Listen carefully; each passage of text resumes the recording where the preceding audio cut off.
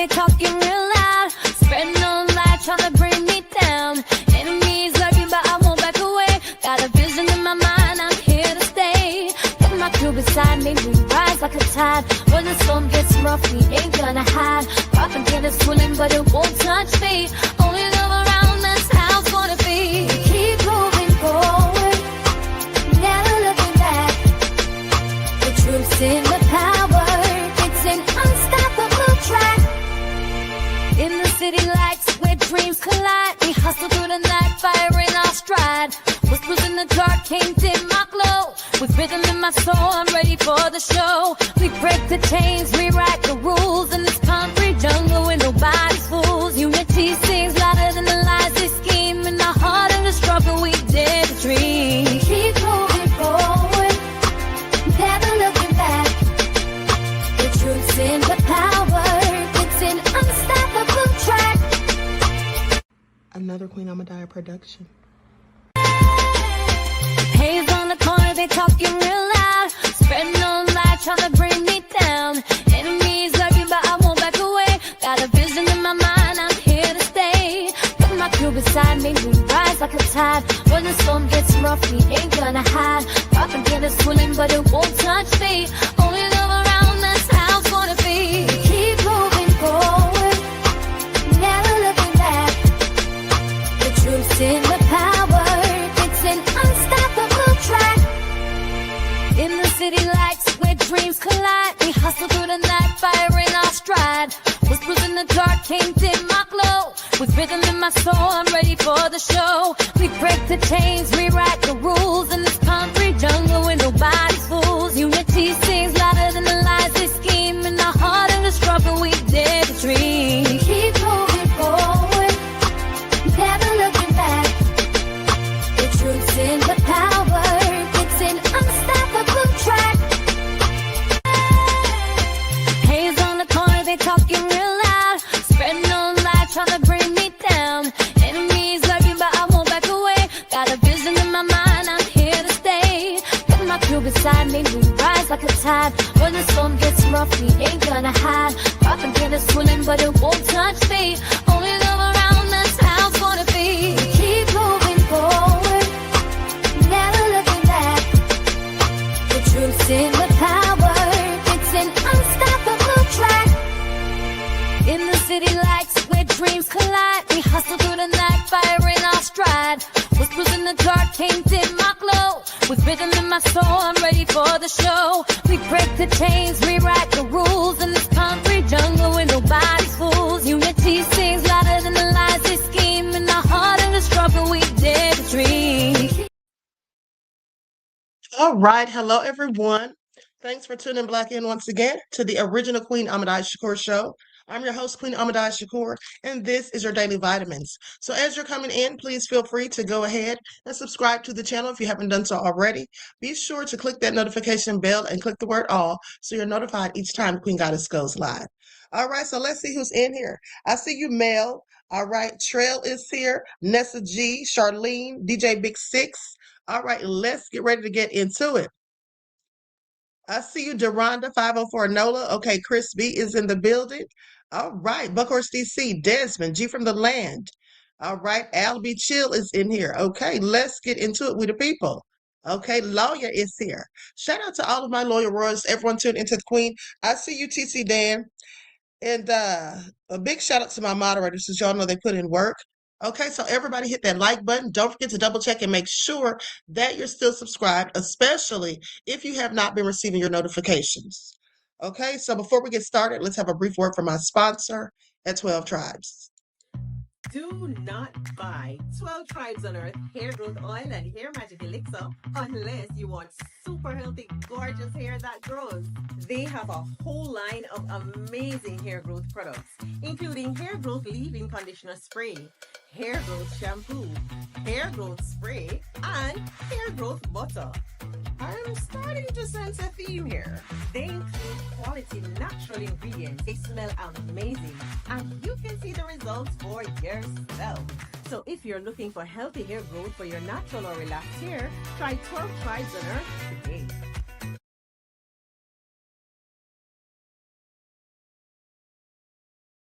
All right, so don't forget, you can purchase 12 Tribes Hair Oil at Etsy.com. Just look for Lisa Crafts, and you can also find it at Walmart.com.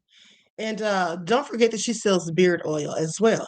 Okay, so let's get into it because the GOP is down bad. All right, in case you missed it. All right, the gerrymandering was an epic fail. It didn't help them one bit. Okay, and listen, they're pretty upset. I am so sure they're actually calling for a recount in Georgia. So let's get into it. The Democrats on Tuesday flipped a state house seat in a red-leaning district in Georgia, delivering the party another notable win headed into next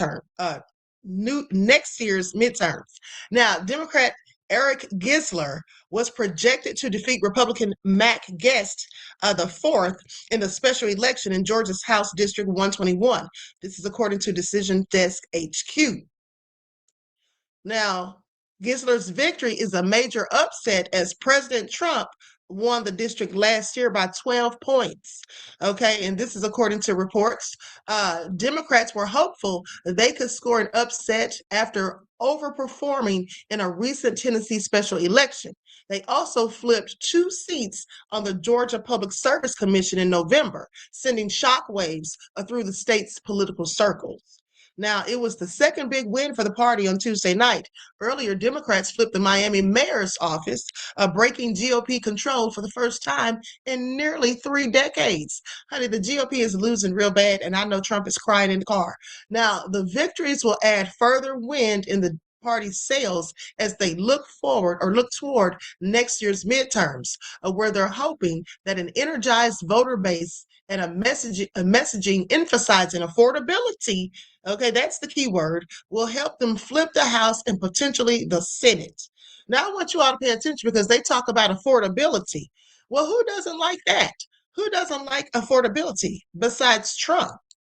And this guy, Eric Gisler, here he is right here, okay, that's one of the main things that he was talking about, okay, was affordability.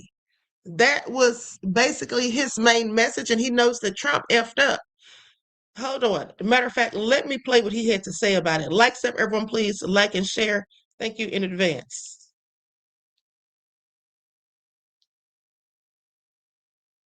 They didn't sign up for this, right? They voted for lower prices. They voted for lower taxes. Voted for traditional, value, smaller government, all those kind of things. So I get it. I mean, I just read that we passed the national debt passed $37 trillion in August. That's $38 trillion last week. It's $1 trillion into money, right? They're not getting a small government. I don't think they voted for militarized cities. I don't think they voted for actually potential killings off the coast or even off the coast, 2,000 miles. That's right. Right. I think the MAGA wing of the Republican Party are overplaying their hands. I think the only way to get past it is for them to start losing elections. They didn't stand up. Look how you heard that. Said he thinks the only way for them to get past it is to start losing elections. All right. And that's exactly what's about to start happening because people are over it at this point. Okay. People are over it at this point. And let's not forget what Trump, like I said, what he said about affordability. As a matter of fact, let me just bring that back up because Trump is just one big contradiction. Okay. Let's go back to what Trump had to say about affordability. On day one, we will end inflation and make America affordable again. The word affordability is a Democrat scam. We will make America affordable again. I don't want to hear about the affordability. One of my top priorities will be to quickly defeat inflation and make America affordable again. Affordability is a hoax that was started by Democrats. Starting on day one, we will end inflation and make America affordable again. They use the word affordability. It's a Democrat hoax. Starting on day one, we will. Okay, do y'all hear this, idiots? Do y'all hear this, idiots? Okay, he just goes back and forth. Okay, nonsensical. All right, absolutely nonsensical. Now, with that all being said, this man has flipped it. Okay, and then they were also upset. Excuse me, they're also upset because of what happened in the Miami mayor race. Okay, Higgins 59.3% to Gonzalez, all right, 40.3. All right, so they're just down bad at this point. Now, Zachary Donini says Gisler outperformed Harris by 45 points in a UGA campus precinct and by 28 points countrywide. Yesterday, I flagged at Yale polling data showing Trump's growing weakness with young voters. Okay, he's losing the younger people. Okay, because people are sick and tired of it. Everybody's realizing all these lies. A lot of people that were, so loyal to Trump, and now they see that it's all gone bad for them real quick, and they're not loving it. And some of these younger people are seeing how their families are on the verge of losing their generational wealth with these farmers. Have you seen some of these farmers out here crying? They're talking about the farms been in their family for 60 years, and now they're losing it. And you can feel a little sympathy sometimes, perhaps, but at the end of the day, I also have to say, is this karma in some cases? Because let us not forget all of the land from our ancestors that was stolen, not to mention from the Native Americans like the Osage Indians. Okay, so with that all being said, stolen land and your generational wealth built on it. And now some of these people are losing that same generational wealth. And I find it all very interesting. And I do believe, in fact, it is karma in some cases. Okay, please pay attention. So to say he's losing young voters, growing weakness with young voters, and we saw that dynamic play out at the ballot box tonight. Okay, a Republican gerrymander just backfired in Georgia. This is what Zachary also says. Despite splitting Athens into 3 conservative-leaning districts, Democrats flipped a Trump plus 12 Georgia House 121, House District 121, turning one of those engineered red seats blue tonight. All right. And why do you think this is? This is all thanks to Trump. Okay. This is all thanks to Trump and the lies and BS that he continues to spew and just going around here acting like everything's all peaches and cream, acting like the economy is just fine. And speaking of the economy, let's talk about that. Let's talk about the economy. Let's go to what no. Before we get to that, let's get to this election recount that they're talking about in Georgia. It said there's some kind of fraud going on somewhere. Share my screen. Like up, everyone, please like and share. I want to get you guys out now to Fulton County leaders who are updating on a recent elections incident. It looks like the news conference is now happening live, so let's go ahead and listen in. Later learned by Saturday that we're not present at the precinct location. We reported it on the 2nd to the Secretary of State.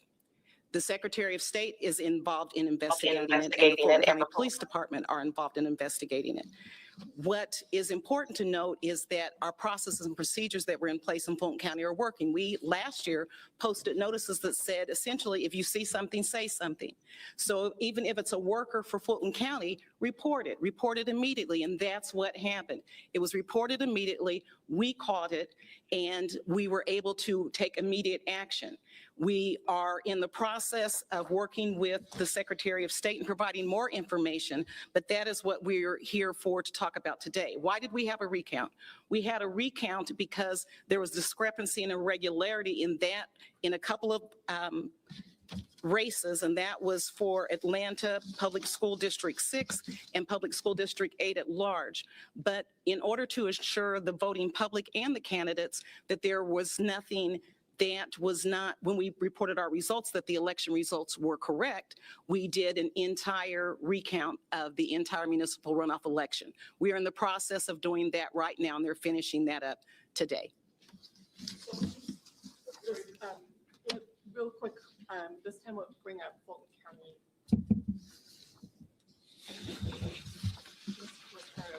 Just one moment. Hey, Ken Cheely, Deputy Chief, Fulton County Police Department. The Fulton County Police Department and the Secretary of State's office are actively investigating this incident, but due to it is an active investigation, we're unable to comment any further at this time. Okay, and as chair of the Board of Commissioners, you always hear me say that I've been involved in a number of elections throughout my career. And first and foremost, there's no such thing as a perfect election. There's always a possibility of mechanical failure or human failure. But the good news here is that our elections, the processes that we have in place, they worked. This situation was caught and it was immediately addressed. So I just like to thank the chair of our board, Ms. Nadine Williams, for being on top of this, keeping me informed, and want to assure and ensure to say to the public that elections. Okay, guys, you're listening in live as Chairman Rob Pitts, County Commissioner, updates on an incident that happened with the December 2nd runoff election. You can see we have Police Chief there from Fulton County and others updating on an incident regarding fraud that happened with that election. So there was a recount that happened. They said there was an irregularity in the vote. Our Angelique Proctor is going to be updating more on this situation coming up at 3 o'clock. So we're going to check back in with this story.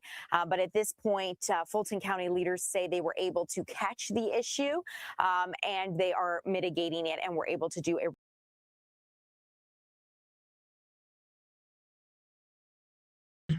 Okay, so now let's go to this report on the Miami mayor's race.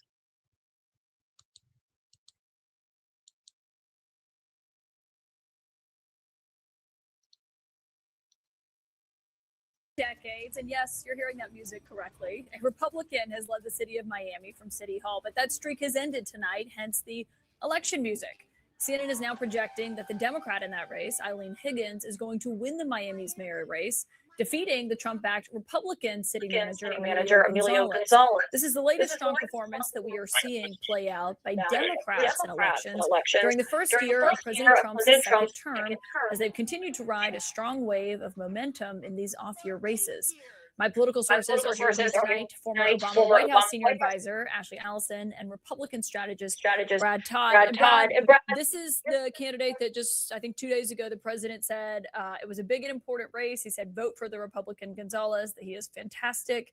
What do you make of the fact that he lost tonight? What are you reading into that? Well, you're not going to hear me diminish the fact this is a largely ceremonial office and it's typically a low wattage election. You're not going to hear me do that. What I'm going to tell you is if we have 20% turnout in the midterms like we did tonight, we're going to get our tails kicked in every election. And the message for Republicans here is that we have to do better with turnout. Our party has a lot of low propensity voters in our current coalition. That means we have to work really hard to get them out in non-presidential elections. That is the signature challenge of this election for us right now that campaigns and candidates can control. I mean, I you stunned her. Well, I'm stunned because it's rare that I hear Republicans say that their voting constituents are low propensity. That is often a term or adjective that is applied to young voters, to African American voters, to vote like only presidential voters. And so I too think that Democrats have to do a turnout game. But what I will say is that this candidate that won is a progressive Democrat.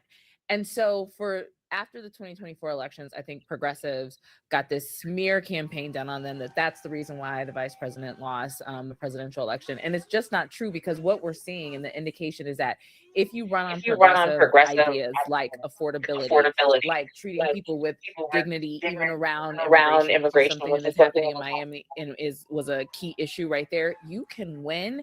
And it seems like that's what this candidate did.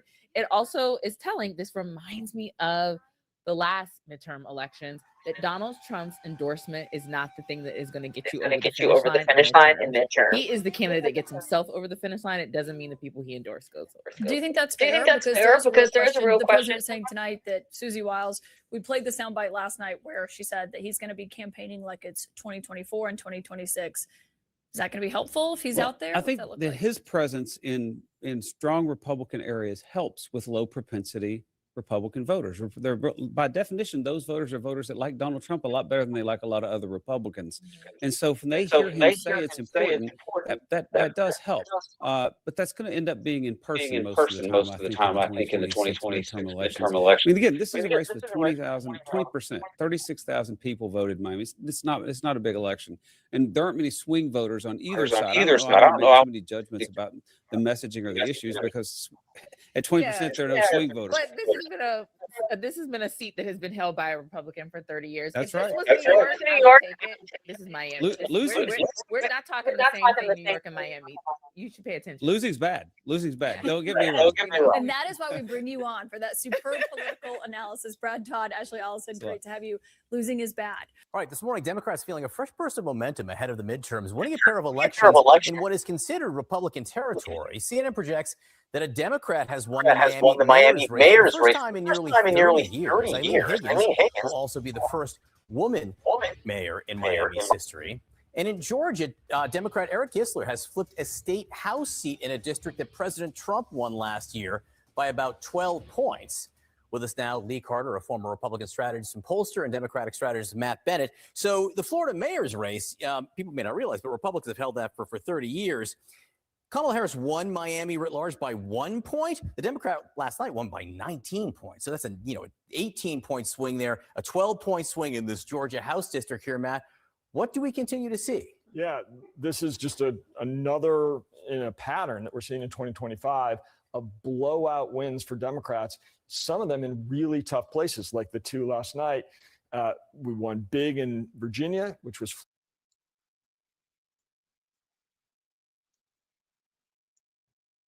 Okay. So that just basically shows that they're falling out of favor. Okay. The GOP is falling out of favor, and I'm loving it. And just like I told you all last week, they're also falling out with each other. All right. Many of them are at each other's throats. Okay. So now let's talk about Trump saying that this is what he's alleging, that he's crushing inflation as Americans remain anxious about affordability issues. Trump claims to be crushing inflation. Trump, sit down somewhere. Okay. And then this guy ran his campaign on affordability. All you have to do is say the opposite of whatever Trump's saying. Okay, because by now everyone should know that Trump's an idiot and that anything that he's talking about doing or saying makes no sense. Okay, so you don't want to do the same thing that he's doing. Do the opposite. Right? Doesn't take rocket science. We pointed out, President Trump is touting his own economic policies. During a speech at a rally in Pennsylvania, he said he was crushing inflation, but many Americans feel their wallets being crushed. CBS News senior White House and political correspondent Ed O'Keefe now to talk about that. Ed, good to see you. So what else did the president have to say in Pennsylvania? You know, Vlad, this was interesting. It was meant to be sort of the kickoff to the campaign season for the White House and Republicans as they prepare for next year's midterm elections. The White House said it would be a positive economic message the president would deliver. And he certainly did talk about his perceptions that things are in pretty good shape. But he also spent time criticizing several Democratic lawmakers like Jasmine Crockett in Texas, Ilhan Omar up in Minnesota, and immigrants writ large. A reminder that he has campaigned in that way before and likely is to do so again to help rally the base. But here's a little bit of what he talked about when it comes to his rosy assessment of the economy. They say, oh, he doesn't realize prices are high. Prices are coming down very substantially. But they have a new word. You know, they always have a hoax. The new word is affordability. And I have no higher priority than making America affordable again.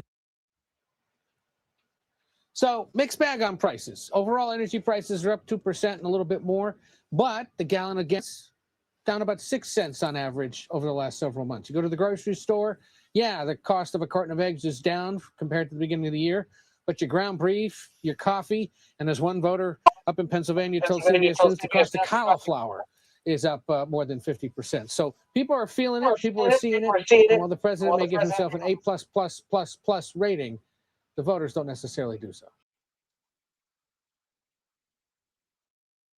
Just a whole bunch of BS. Now, here's what Bernie Sanders had to say on Trump's economy. Like stuff, everyone please like and share. Trump is delusional and he thinks we all are too. And only Botox. My lead source tonight is the independent Senator Bernie Sanders of Vermont. And thank you, Senator, for being here. The president gives himself an A++++. That's 5 pluses on the economy. What grade do you give him? Well, Caitlin, if this is an A+++ economy, God help us if we ever get to a B or a C. And he talks about he's lowering prices. Well, right now, all over this country, people are getting insurance notices that their premiums for the ACA are going to double, in some cases triple or quadruple. You know, Trump can lie all that he wants, but when people walk into a grocery store, they see the outrageous prices they're now paying, when housing costs all over this country are going up, when kids can't afford to go to college, when 60% of our people are living paycheck to paycheck. No, we do have an affordability crisis. I think the problem with Trump is he hangs out with his billionaire friends all of the time. And I got to admit, for his billionaire friends, he is, in fact, an A+ president. They have never done as well as they are right now. They are getting richer and richer while tens of millions of Americans struggle to put food on the table. You've traveled across the country a bunch, not just in your when you ran for president, but obviously you did your big oligarchy tour, anti-oligarchy tour earlier this year. When voters hear the president say that affordability is a hoax and a con job that is meant to damage him by Democrats, how do you think the voters hear that? I think it backfires. I mean, you know, Trump lies all of the time, and sometimes you can get away with lies when people are not familiar with an issue. But to talk about how prices are going down when your healthcare costs are soaring, when you can't afford groceries, you can't afford housing, you can't afford childcare, people say, you know what, this guy is either lying or he's way out of touch with reality. So I think when he says those stupid things like he gives himself an A+, the economy has never, ever been better, I think that kind of backfires. You know, the president often talks about what inflation was when President Biden was in office, what costs looked like then. I mean, rightfully so, those were huge concerns by voters then. And so I think, you know, when you see this, and considering Democrats spent a lot of last year boosting up President Biden's economy and saying that he should be reelected, what do you say to voters who don't trust Democrats when it comes to the argument that they would handle the economy better?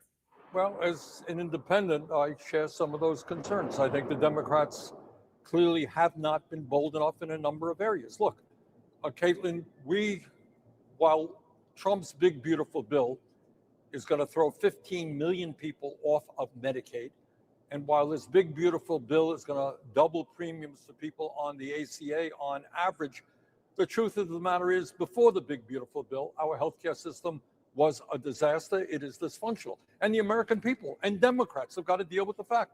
Why are we, the richest country on earth, the only major nation not to guarantee health care to all people? Why don't we have enough doctors and nurses and dentists? Why is our life expectancy lower than other countries, especially for working class people? Why do 40% of people who get diagnosed with cancer either go bankrupt or deplete their financial savings?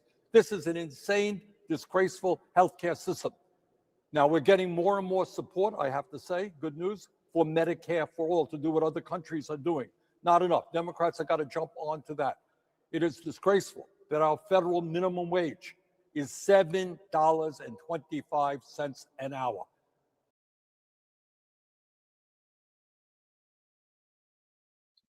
And how long has it been $7.25? Okay, for over a decade. That's absolutely ridiculous. How do they think people are going to live on that? Okay, absolutely egregious. So anyway, it's going to be time. The clock's ticking because the healthcare plan or the ACA subsidies are going to expire soon. Okay, just weeks away from expiring. What is everyone going to do then? No thanks to Trump.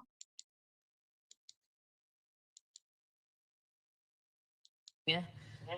Until those Obamacare tax credits expire just 3 weeks from now, talking about affordability here, unless Congress acts, insurance premiums could rise about 26% for the millions of Americans on ACA plans, and eventually that could lead to higher costs for everybody. So Scripps News congressional correspondent Nathaniel Reed joins us now live on Capitol Hill. So Nate, we know there's a Democratic healthcare vote scheduled to happen this week, part of that negotiation to reopen the federal government after that historically long shutdown.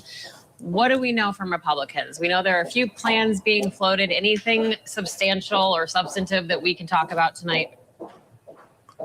We do have an update in that department, Maritza. There was this kind of will they, won't they question of whether Republicans would put a plan on the table. And it was just announced by the Senate Majority Leader John Thune that they will be taking a vote on Thursday alongside Democrats' vote on trying to extend these Affordable Care Act subsidies by 3 years without many other substantive changes. The Republicans will vote on a plan championed by Senators Mike Crapo of Idaho and Senator Bill Cassidy, the Republican from Louisiana. Now, this is a Republican largely only plan. Senator Cassidy saying that he believes he does have the support from a majority of his Republican colleagues. But remember, in the U.S. Senate, it's not just a majority. It's 60 votes to pass the vast majority of legislation. Does not seem likely Democrats are anywhat inclined to vote for this plan. But Senator Bill Cassidy telling us he has that support from his colleagues. Take a listen. Is there any unity in the Republican conference over your proposal? I think so. These Obamacare subsidies are set to expire in about 3 weeks. So why not try to hammer out a bipartisan proposal to try to get this solved before the end of the month? It takes two to tango. You just don't feel that Democrats have come to the table? Would anybody want to dance with me? I'm by myself. And so there's some dances you can do by yourself, but passing a healthcare bill is not one of them. And so we've got to have them willing to do something different than giving all the money to the insurance plans and leading the consumer with a policy which has a $6,000 deductible. That does not work for families. And in the moments after it was announced that this would be the proposal getting a vote on the Senate floor Thursday, the Senate Minority Leader Chuck Schumer calling this a phony proposal on the part of Republicans. I want to break down for you, Maritza, though, exactly what this proposal would do. It's called the Healthcare Freedom for Patients Act. It's the Republican counterproposal. It much like we've been reporting for weeks now, it's one of the Republican plans that, which appeared to be favored by President Trump at one point, would deposit money directly in Americans' HSA accounts. Now, the eligible individuals would be those who are earning less than 700% of the federal poverty rate. They will get between $1,000 and $1,500 a year directly deposited into their health savings accounts, depending on their age. Here is the kicker, though, and a poison pill for Democrats. Funds in your HSA, though, would not be able to be used for abortion or gender transition services. And additionally, there's no extension as part of this agreement of current Affordable Care Act subsidies, which of course were first passed into law by President Joe Biden in 2021. Ultimately, they expire at the end of this year. Democrats making very clear the fact that this does not extend those subsidies, not even temporarily, means that this is a non-starter for them. Add in those abortion restrictions on spending healthcare funds along with the gender transition ban. Certainly, this is something that Democrats are not at all likely to support. Feels like we're right back in the starting position. Does not seem like real bipartisan negotiations are underway, at least here on the Senate side, about some sort of off-ramp, some sort of bipartisan way to extend these Affordable Care Act subsidies or lower the cost of healthcare for millions of Americans. The Nonpartisan Congressional Budget Office, Marisa, we've talked a lot about this, has already said that if these Affordable Care Act subsidies expire at the end of the year, which they're expected to, millions of Americans could lose their health insurance over the next decade, some in part due to those higher costs. You ain't trying to freeze your hands off this winter. These gloves might.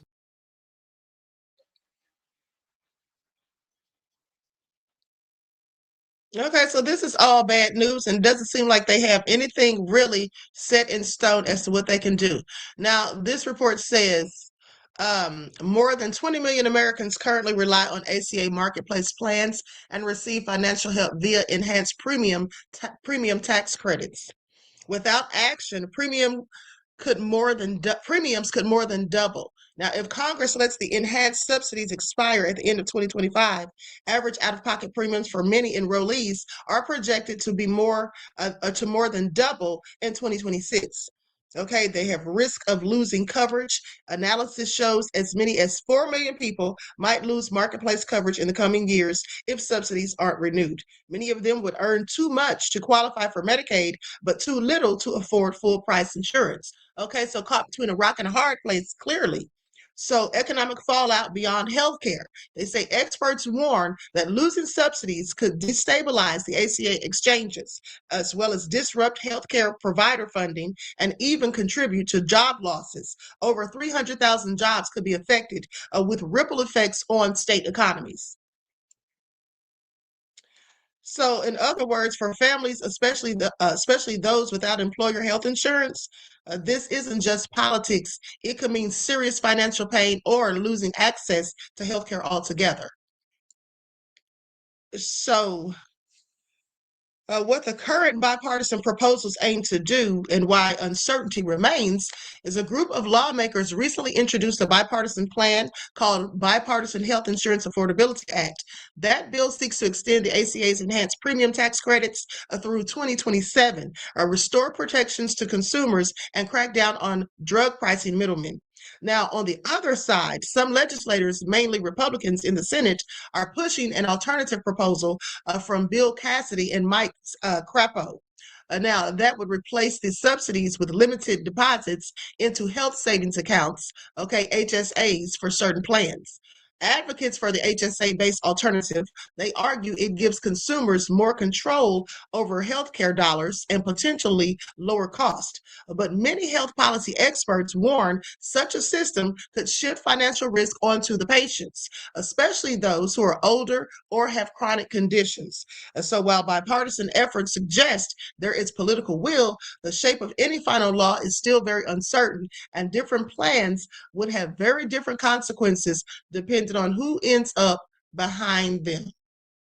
Okay, so short term, if a bipartisan deal passes extending subsidies, many families would avoid steep premium hikes come 2026. That could also help maintain healthcare access and prevent financial shocks.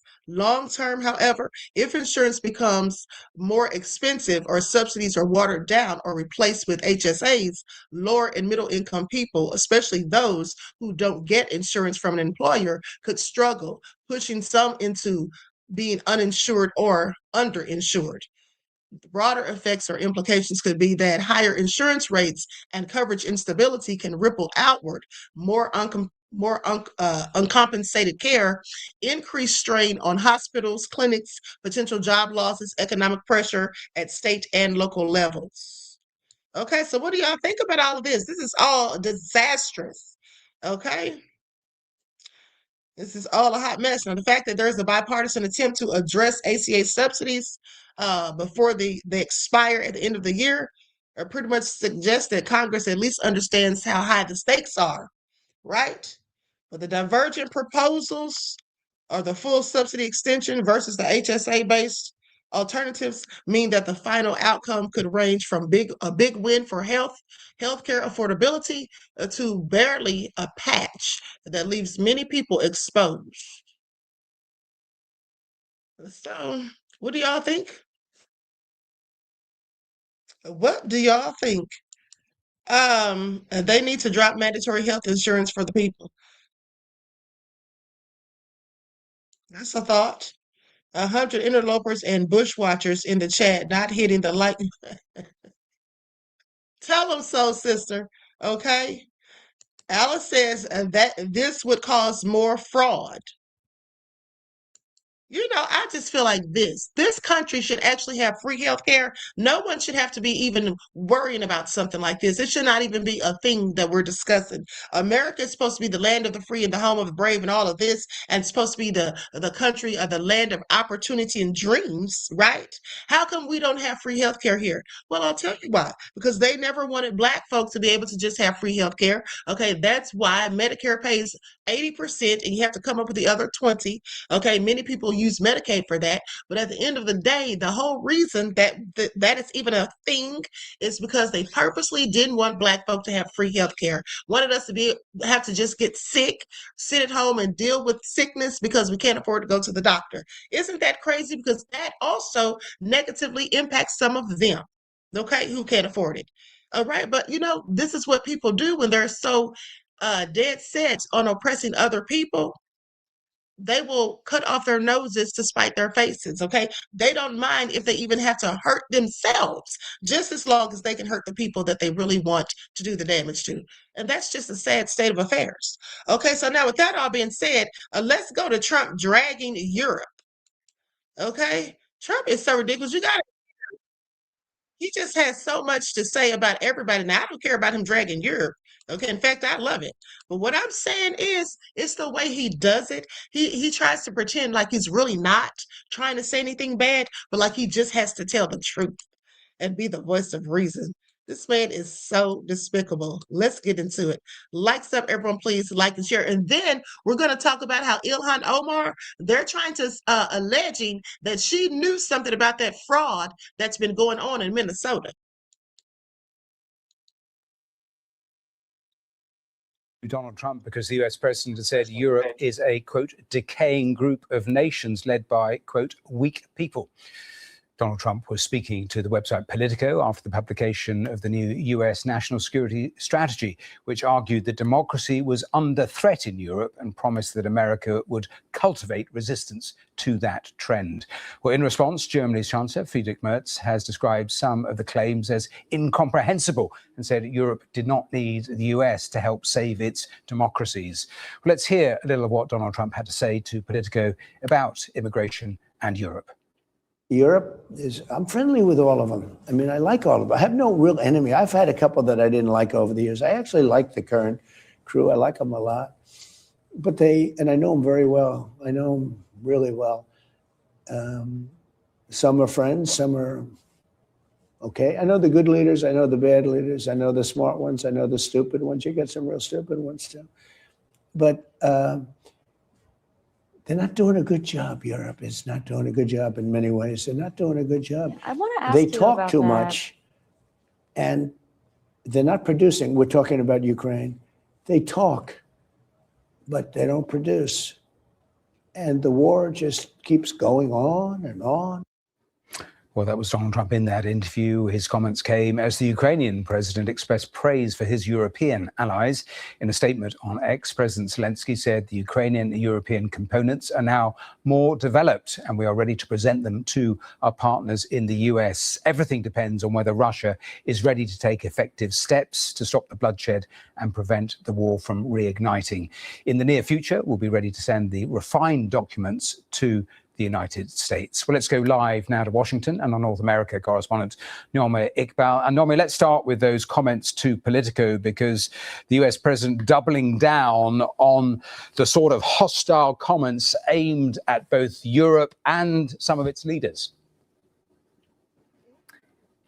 Yes, and I think a lot of comments that Donald Trump made, particularly about immigration and how he characterized the countries in Europe, will certainly be challenged by lots of those European leaders. But I think ultimately what that interview shows is that don't rely on President Trump as your robust friend or ally.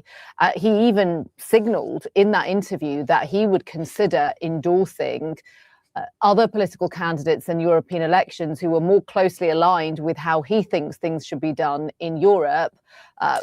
Bear in mind that that is a pretty controversial thing. I'm old enough to remember when President Biden and President Obama were criticized for getting involved or having opinions on Brexit, for example.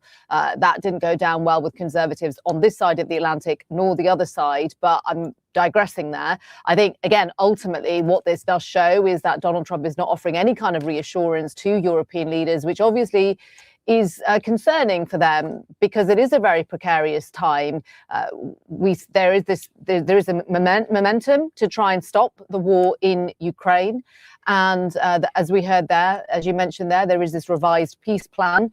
And I think there is a fear amongst European leaders that Donald Trump could abandon Ukraine. And I don't think he offered any reassurances to the suggesting otherwise in that interview with Politico.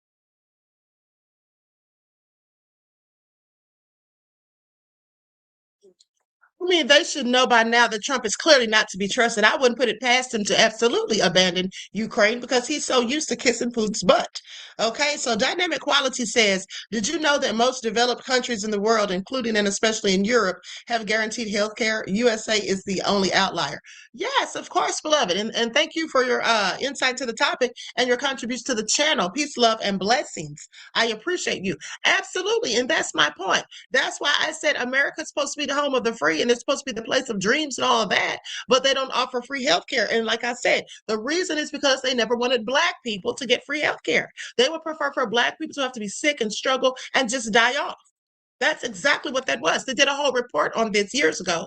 And not to mention, as far as these other countries that have free healthcare, yes, there was a whole documentary, and I do believe that Michael Moore is the one that did it, where he addressed this and just talked about the expensiveness of the medications in the United States. Okay, and how some people were taking boats, and trying to get to Cuba to get cheaper medications and all of that. It's just ridiculous. Why would people have to deal with that in this country that's supposed to be so full of prosperity? Okay, all because they don't like one group of people. Okay, just so diabolical, if you ask me. Okay, now with that all being said, let's talk about this Somali fraud, because they're trying to allege that Ilhan Omar knew something about it. Okay, first let's go to this fraud report, and then we'll go to what they're saying about her. Likes up, everyone, please. Like and share. Thank you in advance.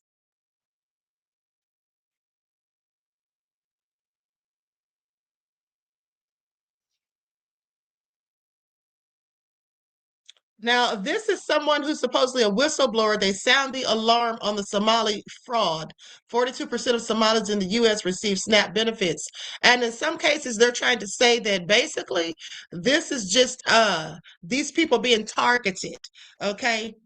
At the end of the day, I want you all to think about something. A few years ago, I did a report where the Orthodox community in New Jersey was accused of committing all this fraud as well with Section 8. Do you all remember that? So it seems that when these groups of people, when these things happen or they become exposed, that it's like a whole community of people sometimes. That's just what it's looking like. Because like I said, it was the Orthodox community in New Jersey a few years ago, and now the Somali community. And this has been going on. I think I remember reporting on this Somali incident around 2022, if I'm not mistaken, the first time I heard about it.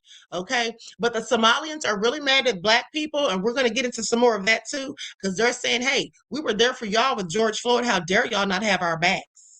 Okay, we're going to talk about that in just a second. So likes up, everyone, please like and share. Thank you in advance. All right. Hey, DSB, beloved, thank you for your contribution to the channel. I appreciate you. Peace, love, and blessings. Okay, here we go.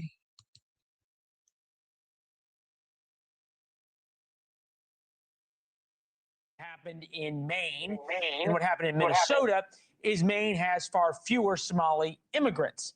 It raises the question of how many Somalis have come to the United States to use our systems, not to fulfill the American dream. 42% of Somalis in America are on SNAP, otherwise known as food stamps. That's almost half on public assistance. It's startlingly high. Just 12% of all Americans are on SNAP. Vilifying immigrant communities in America goes all the way back to the beginning of the nation, maybe even before that. At the city pool in my grandmother's hometown, there was a sign that said, no Jews, no N-words, no dogs. So I'm particularly sensitive to preserving America's melting pot. But those coming to America must want to be Americans, not coming to America to live off Americans. A Somali-American professor spoke to the New York Times. Quoting the Times, Dr. Sharmar Attar said that some Somali refugees who came to the United States after their country's civil war were raised in a culture in which stealing from the country's dysfunctional and corrupt government was widespread. With us now to help understand what makes the Somali community different, Dr. Ahmed Shamatar, James Wallace Professor of International Studies at Macalester College in St. Paul, Minnesota. Professor, it's good to see you. Thank you very much for being with us. Do you see that the Somali population in, we'll just go with Minnesota, wants to become Americans, or they want to have their Somali community in America and take advantage of what America has to offer without becoming Americans? I think there are two Somali Americans, particularly in Minnesota, but probably even in Maine. And that is Somali Americans who have embraced the culture of this country, who have settled down so deeply in this country, and who have become very successful. You can see them in their successes in medicine, from being, very good doctors to nurses. You can see them in... You yourself is a great example. Well, academics, that's right. Thank you very much. Engineering, you can see them in business. You can see them in law. Everywhere. Everywhere. But are they the exception or are they the rule? And then there are Somalis that their numbers are small, but it's the ones that the program is talking about who defraud their respective states. So one has to distinguish between those two groups. This is from the Daily Mail. Somalia's deep-rooted social traditions, child marriages, high rates of in-group remarrying, and patriarchal family structures also complicate integration into U.S. society, where values of gender equality, individual autonomy, and secular civic norms dominate. Again, as somebody whose grandmother came here, and certainly whose great-grandparents came here, they deeply wanted to be Americans. How do we explain that 42% of Somalis are on SNAP benefits when most immigrant populations would view that as a failure, not a feature? Well, a significant part of the people who have come to the United States came here as particularly as refugees. And that is after the collapse of their own state and then the massive civil war destruction that took place. So they are fleeing a particular place that was almost really quite uninhabitable anymore. Those people came here with minimum education. These people came here with minimum capacity to adapt. You see, those who were in schools and who went to schools here became very successful. But the ones that you are talking about, these 42% or so, SNAP, people who have not been successful in adapting because they don't have, and they did not have, the critical skills that are necessary for one to become adaptive and then penetrate into the American society and culture and make something good of it. I'm not sure how many skills my grandparents and great-grandparents from the shuttle had, but your point's well made. Professor, it's good to see you. Thank you. Thank you for watching. Subscribe below and download our News Nation app.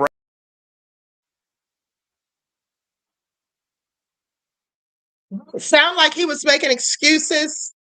Okay, did it sound like he was making excuses for them, beloveds? And right now, they were questioning Tim Walz about all of this fraud going on.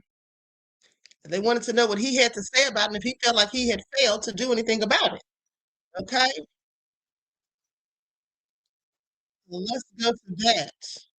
Minnesota's $250 million scam. The Somali ring busted for massive food aid fraud. This is all nefarious, okay? And they're mad because we're not defending this. What are we supposed to do? Okay? Condone criminal activity because they claim they marched for George Floyd. Okay, make that make sense.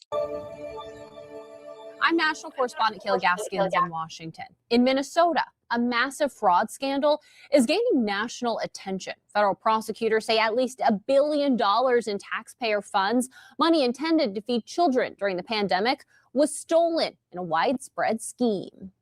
$1 billion fraud scandal is shaking Minnesota politics and putting Governor Tim Walz on defense. Do you take responsibility for failing to stop this fraud in your state?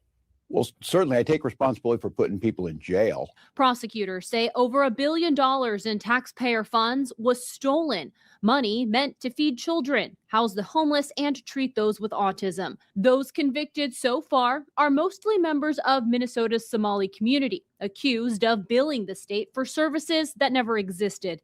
President Trump slamming Governor Walz for allowing this rampant fraud to happen on his watch. I think there's something wrong with him. Anybody that would do what he did, anybody that would allow those people into his state and pay billions of dollars out to Somalia. We give billions of dollars to Somalia. I will note, it's not just Somalis. Minnesota is a generous state. Minnesota is a prosperous state, a well-run state. We're AAA bond rated, but that attracts criminals. The first fraud charges came in 2022 against... See that I was right. That's when I reported on it. Okay. Dynamic Quality said right-wing distraction to deflect from Trump, in my opinion. Honey, nothing can deflect from Trump. Trump's the focal point of everything because he's the one causing all and creating all the chaos. We cannot be distracted from him no matter what they do. All eyes are on Trump right now. Feeding our future, accused of using taxpayer money for luxury cars and real estate instead of food for kids. But state officials had raised red flags 2 years earlier, questioning suspicious invoices. The New York Times reports the group pushed back, warning the state that delaying approval for minority-owned businesses would lead to a racism lawsuit. A later state See, didn't I tell you all? They cried racism. Soon as they started talking about investigating and looking into them, oh, now they talk about we're going to sue you for racism. Okay, so just let us commit our fraud in peace. All right, don't call us out. That's how that went. And Dynamic Quality, beloved, thank you for your contribution to the channel and your insight into the topic. I appreciate you. Peace, love, and blessings. The audit found some officials were hesitant to crack down, fearing racism accusations in the post-George Floyd climate. House Majority Whip Tom Emmer is now calling on the Justice Department. Now, let me say something else. I want you all to pay attention because notice she said that they were hesitant to crack down in a post-George Floyd climate. You see, they want to sit there and whine and cry and say, oh, African Americans, the Black people are not helping us, and we stood behind them with George Floyd. And now they're not saying anything, and in fact, they're joining in the chatter about us. Right? But didn't they, in fact, use George Floyd, that whole entire incident, to prevent, okay, to basically stall an investigation from being conducted? That's what they did, because it was right after George Floyd, that George Floyd incident, when this all started to come out. And so there they go crying racism, and we're going to file a lawsuit, okay, because they know that there was still racial tensions, okay, a racial divide because of George Floyd's death. All right, I want y'all to pay attention. They used George Floyd to their advantage, is all I'm saying for anybody who missed it. Okay, so don't sit here, Somalians, and try to act like y'all did us the favor, because y'all actually used George Floyd as a means of stalling the investigation, which is where we are right now, okay? It's coming all out. All right, I want y'all to pay attention. They think they're so slick. And how many of them were out there marching and protesting? Because again, I don't remember seeing a large number of them. Okay, and I don't think I would have missed them. Okay, because we all know how Somalians look. Department to investigate reports that money stolen from Minnesota through these fraud schemes may have been funneled into the hands of Al-Shabaab, a Somali-based terror group. In Washington, I'm Kayla Gaskins. I'm Matt Gelka in Washington, where the president. Now, mind you, prepares for a new ICE crackdown. Now, mind you,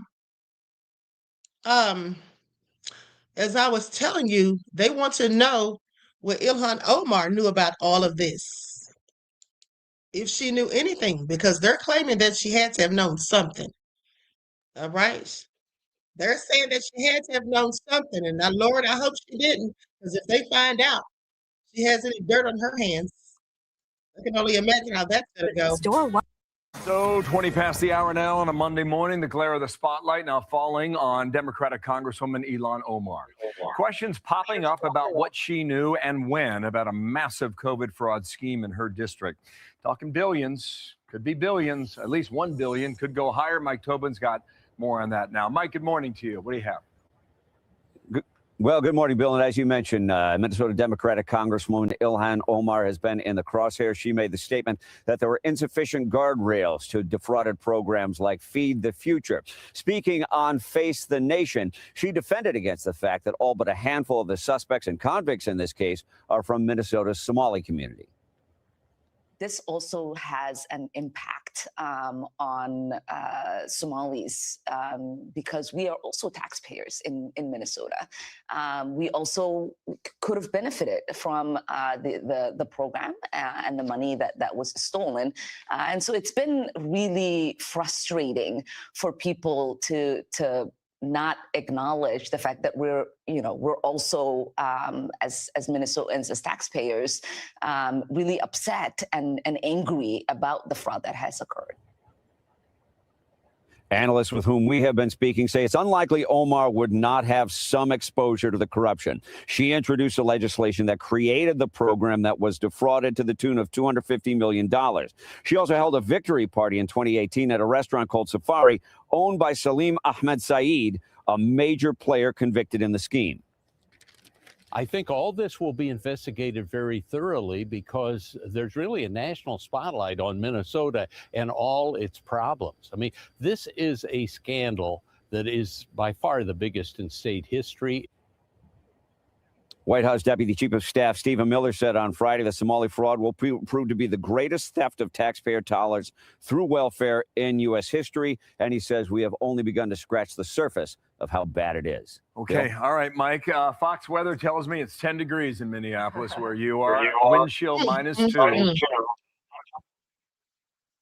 So y'all heard that. Now, with that all being said, let's go to the chatter online, because this Liberian woman says she don't feel no way about what's going down with the Somalians, and she had a whole lot to say. And in fact, she said that one of her own people came out and spoke about the fraud a few years ago or whatever, before this even came out, and that his own people turned on him and called him a traitor. Okay, so let's get into it, because if there is, some of them even said they committed the fraud. So why are they mad at us again? Honey, don't be mad at us, because the truth's coming out. All right. We wouldn't expect them to sit there and cover up for us, okay, if the shoe were on the other foot. Likes up, everyone. Please don't forget to like and share. So Trump is sending ICE to Minnesota for the Somalis. And I don't feel no way. I really, really don't feel no way. And the reason why I don't feel no way is... Hold on, beloveds. Hold on. Dynamic Quality said, that's Fox News Queen. I don't trust anything they have to say. They have an agenda to kiss Trump's arse. Of course, we all know that. If anybody knows about Fox News and Trump, I do. You don't have to tell me that. That's absolutely a given. Nonetheless, those are the reports coming out. They're not the only ones saying it. Okay, that's just the clip that I chose to show. Because every time a Black American tells Africans, you guys think you're white, you act like white people, you want to be like white people, I think about Somalis. I think about Somalis and people from Ethiopia and people from South Africa. And this video is not for all. So if it doesn't pertain you and you don't act this way, then keep on walking. But if it pertains you and you're mad about it, go and kick rocks. That would be a little bit better if you go and kick rocks. But anyway, every time a Black American say something like that about Africans, I think about them, and then I get mad because we're all put in one pot, right? So the ICE agents go into Minnesota. They said it's 81 million Somalians in Minnesota. That much? That's what they said. 81, not 81 million, my bad. 81,000 Somalians in Minnesota, right? But not only are they in Minnesota, but they're doing a lot of scamming. They are doing a lot of scamming that the state now is going to have to pay for. The hard-working taxpayers. You know, these Somalian people, I didn't say it, the news said it, that they was opening up foundations, they was opening up charities, right? And then they was scamming through them. They were saying that they was feeding 2,000 to 3,000 people at each branch when it was only 5 people and the rest of the names was made up. That's what the news says. And if that is true, if you was up there scamming, and you know what? I don't know this dude's name, but kudos to him. I think he's Somali. He's here on TikTok. He doesn't come on my For You page anymore, but he used to. He is Somalian, I think, because he was the only one. Remember when he used to do videos putting his foot on his people's neck, on Somalians' neck? And he was the first one who told us about all the frauds they come to this country and be doing. And then next thing you know, his own peoples, instead of listening to him and stopping the fraud, they went and swarmed him like the beehive and attacked him and started saying all this stuff to him about he's a traitor, he's this, he's that, when all he was doing was telling his people what they're doing is bad. You know what I noticed about life in America, right? When you hold the mirror up against a person's face, they get mad at you for what they see. They get mad at you for what they see, right? It's like, and I never understood that. How did you bring the problem here, but now everybody is talking about the problem? Now you're mad at the person doing the talking. We are not Americans.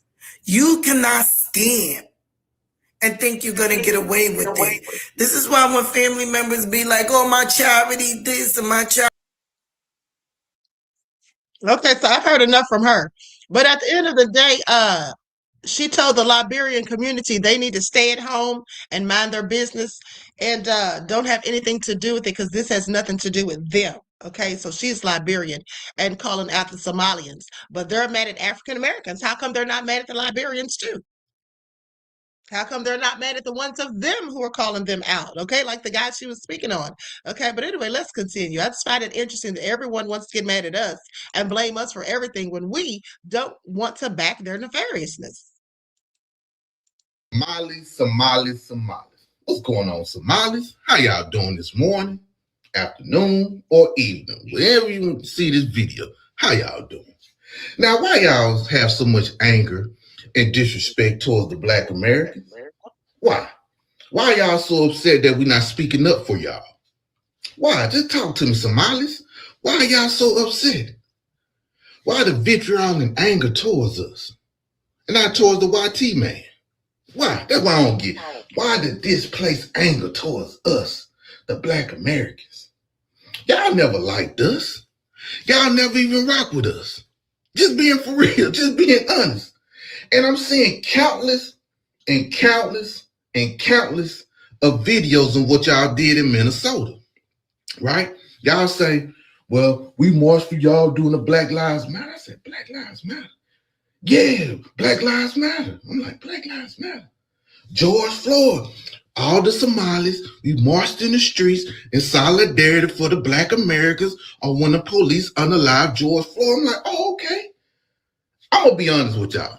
When I saw y'all marching for George Floyd, I just looked at it as just an even, fair exchange. You know why?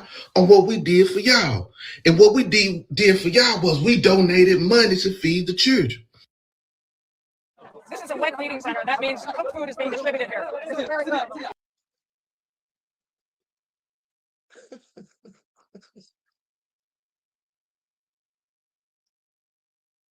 Did he say we donated to feed the children? Okay, that was funny. Now, with that all being said, here's the thing. I mean, they act like we owe them something, but this is what they say about us. Okay, this is what they say about us. Pay attention. Most of the people that we meet, especially African Americans, they don't even know their fathers. They don't even know their fathers. It was all of them, most of them were the product of one night stand. One night stand. They will tell you, I don't know my father. Well, who named you? Whose name are you carrying? Well, my mother chose his name for me. You know, I don't know. Is that what we want for our ummah? No. كلهم أو معظمهم أبناء الزنا. Abna is zina. Why? Because man, he has to give up the seed. And because the marriage will limit them, they will go from one to another to a third. You know, subhanAllah, it's one of the African American brothers. I mean, the nerve of him sitting up there and lying, saying most African Americans don't know our fathers, and we will tell them, I don't know my father. So no, I was sitting up there straight and lying with his little racist self, okay, or bigoted self. At the end of the day, honey, but we're supposed to be defending them? Yeah, I don't think so, okay? Find somebody else to do it, okay? I have nothing, all right? But let's talk about Elon Musk and what he's been saying about Ilhan Omar. Caucasity on steroids. Because here you have immigrant Elon Musk, South African, born in Africa, taking issue with Ilhan Omar, Somali American, born in Africa, and Zora Mamdani, Ugandan American, born in Africa, from taking and running for political office in America. He sees them as a problem. But his white immigrant ass that constantly interferes in American politics and who even paid, get people checks, telling them how to vote. He does not see himself as a problem. I mean, look, it is clear to me that this is white supremacy 101. And it is not by accident that the two people he picks out in this clip are both Muslims. Listen in. Well, let's look at, Ilhan Omar, who was voted into power, voted into Congress by, a large group of people from Somalia who are in Minnesota, which is really far from Somalia. Or Mamdani, who was voted to be mayor, but by a majority of people who are not born in America. This right here is just blatant racism, because he has no problem being a white immigrant to America. It's almost like, oh, no, I belong here. I have a place. But these other immigrants, yeah, they don't belong because they're black and brown. And what Elon won't tell you is what his brother told us, which is that they were illegal immigrants to America. In fact, when they did fund us, they realized that we were illegal immigrants. Well, yes, we were. I'd say it's a great area. Yeah, yes, we were. No, it's not. You were illegal. We were illegal. So to add insult to injury, this illegal immigrant turned naturalized American citizen has the utter caucasity to complain about black and brown naturalized Americans having the right to work, to live, to participate in political life in America. Now, let's hear what Trump has to say about this, because you see, the problem with these white people is they forget where they came from. Listening about birthright citizenship. That case was meant for the babies of slaves. And if you look at the dates on the case, it was exactly having to do with the Civil War. That case was not meant for some rich person coming from another country, putting a foot in our country, and all of a sudden their whole family becomes, United States citizens. So by Trump's own admission, he should not be American by birthright because that belongs to black Americans, and all his family are immigrants. This is caucasity on steroids, because here you have immigrant Elon Musk.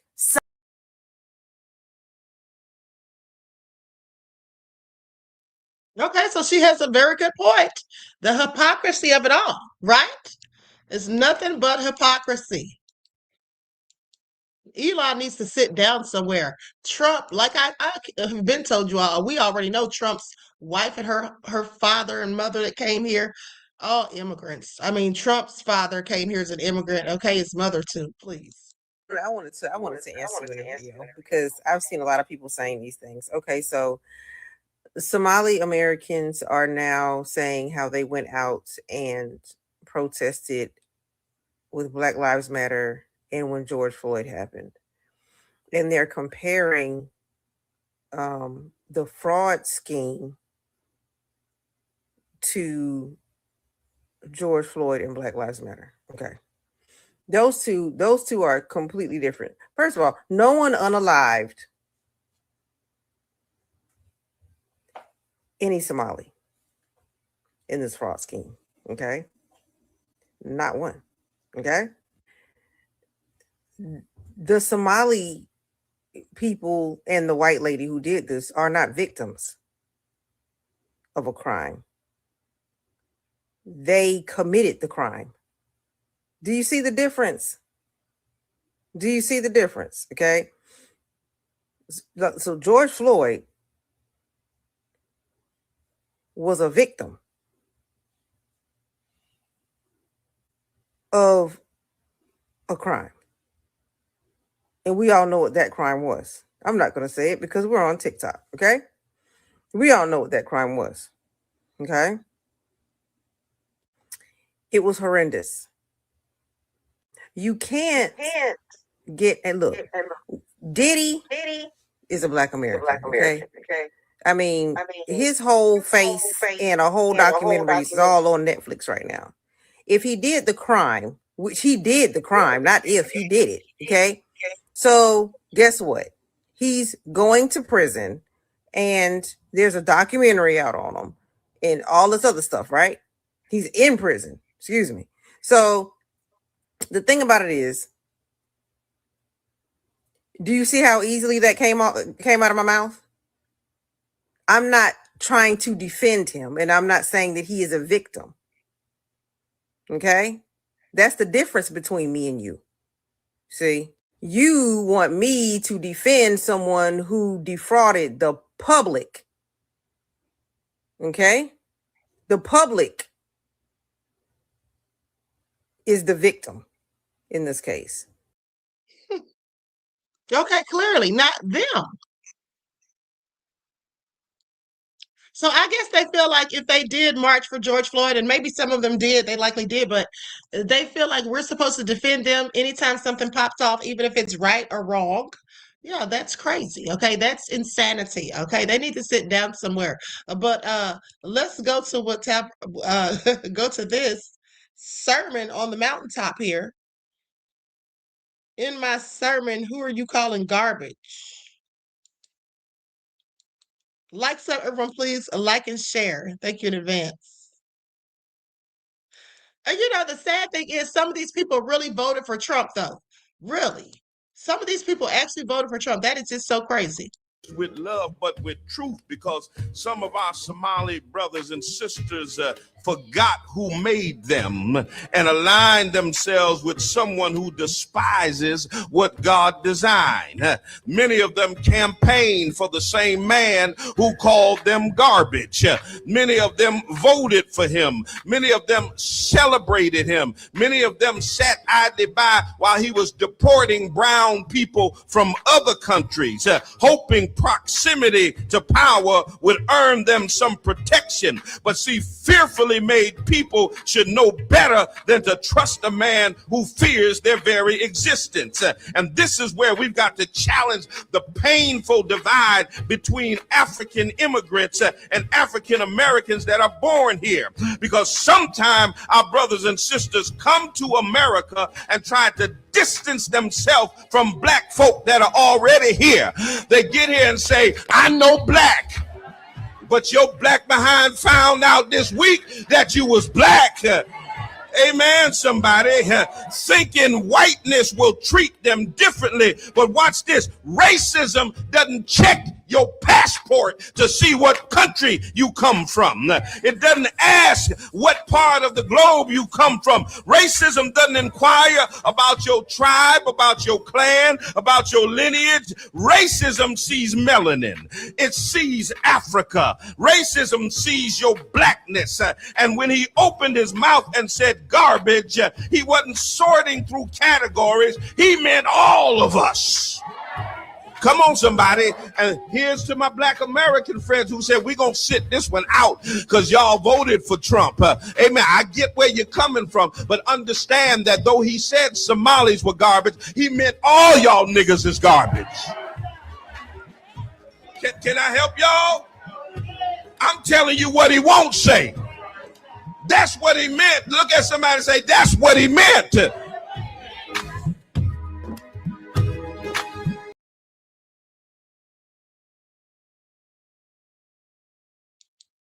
All right, he preached a word, did he not?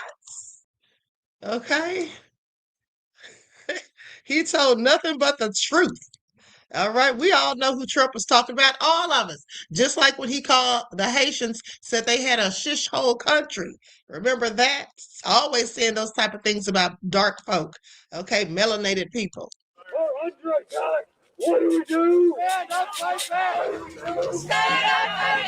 What we heard about it, what the president says, the entire community has heard about it. You know, they really feel real disgusting that he's dividing us by Somalis, you know, Mexicans, Asians, black, white, and that's not what America's about.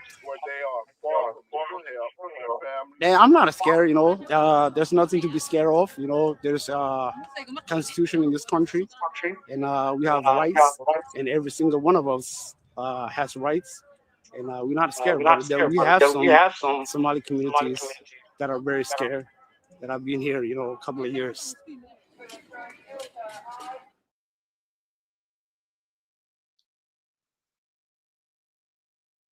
Okay, let's go to this last clip. Then we're going to talk about Marlon Wayans' response to the backlash about the 50 Cent comment over the Diddy doc. Trump and the base that is attacking our community. We understand that you are here to divide us, to create fear amongst us, and to selectively target the blackest immigrant and Muslim community in this great state. President Trump has had a history of targeting black people long before he ever ran for any office. And we know that the identity of who we are is part of the attack, and also as being Muslims and being immigrants. In fact, we know in our community we have some of the smallest number of undocumented Somali Americans. Majority of us are U.S. citizens, even a majority of even that born in the United States. What we see today that's happening in Minneapolis is the authoritarian nature of this government and acting as a third world nation by targeting lawful U.S. citizens. We should be ashamed of that. This is a moment for all of us. And in this moment, we ask for everyone to show their humanity and to show love in the face of hate. And I know this moment will pass, but history will remind us of what we did in this moment. To President Trump, let me tell you all something. Here's my thing. At the end of the day, they don't want the light shown on them when it's something that paints them in a negative light, of course, and who would? But the bottom line is they absolutely have been engaging in fraud. Okay, this is just something that just came out of the woodwork that's made up. This has been going on for 3 years. Like I told you all, I first reported on it in 2022. The bottom line is maybe 2 or 3 of them marched about George Floyd. I don't know. I don't remember seeing huge swamps of them out there protesting with black folk. I don't remember it. Okay, and therefore I don't think it actually happened. There may have been a handful of them, but the bottom line is this. At the end of the day, with all the negative things that have been said about African American people, people like them, okay, some of these same people, they promote those same stereotypical things about us amongst themselves. Some of them don't like us because they've heard things about us, those same things, okay? Now, when those same things are said about them, they want us to defend that. They don't defend it when it's said about us. They don't say, well, why are you all picking on the African Americans? And why are y'all talking about labeling, why are you labeling something as black on black crime when crime is, it's about proximity? All groups have criminal elements amongst them. So why are y'all picking on them? They've not done any of that. So don't expect us to sit here, and this is not the hill that I'm going to die on, defending them about their fraud. Okay, their fraudulent activities. All right? And here's the thing that I find interesting. They're acting like they're supposed to be exempt, because when any group commits fraud and it's in the news, we all talk about it. When it's in the news, the internet talks about it. Okay? Different groups of people talk about it. So why do they think they're supposed to be exempt? See, a lot of these immigrants have been given a pass, and they've been, treated as honorary wanton supremacists. Okay, some of these groups, specifically the Asians, okay, and the East Indians. Now, right, and the Somalis want to be a part of that as well. A lot of these immigrant groups come over here, even the ones that look like us, and they know darn well they get away with things that we wouldn't be able to get away with. And how you have proof of that is like they just showed you in that report. When this story first came out and it was being unfolded, the first thing they did was cry racism. Okay? To try to keep it from coming out. Oh, we're going to sue for racism if you say that about us.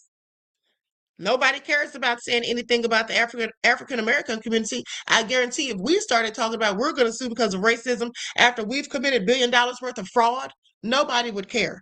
Okay, that story would still come out. All right, so that's just what it is. Hey, they can sit down somewhere. Sorry, not sorry. You do the crime, you do the time. All right, and Omar better hope she didn't know anything about it.